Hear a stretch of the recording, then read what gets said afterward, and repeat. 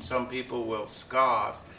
I used to scoff at the question, but I'll never forget a couple who came in, hippies in their 60s and 70s, in midlife at the time, and they just told me they were coming in to deal with some grief questions because a family member had died.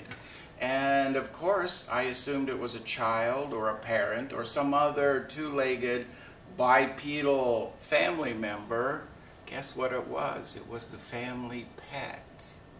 It was a dog that they had had for 15, 16 years, and this childless couple had certainly attached to this dog in a very significant way, and when it died, there was something that died in them.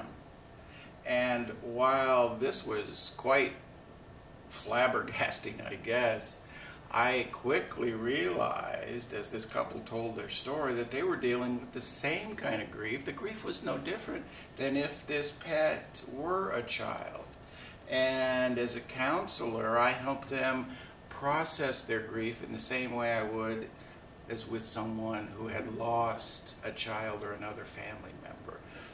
First thing to do is simply acknowledge to yourself and be able to share with one other person who understands that this is a deep soul wound. I am grieving. This hurts me. To be able to honestly confess that to yourself and someone who you trust, who cares for you, is a big and significant step that everyone needs to engage in. And then I simply believe you need to begin to pray with and talk on an ongoing basis with someone. In fact, there are groups that are arising around pet grief, around pet-related issues. I think this is going to become more common in this country. And I think you need to engage in the same kind of grieving process that you would if this loss were a child or another family.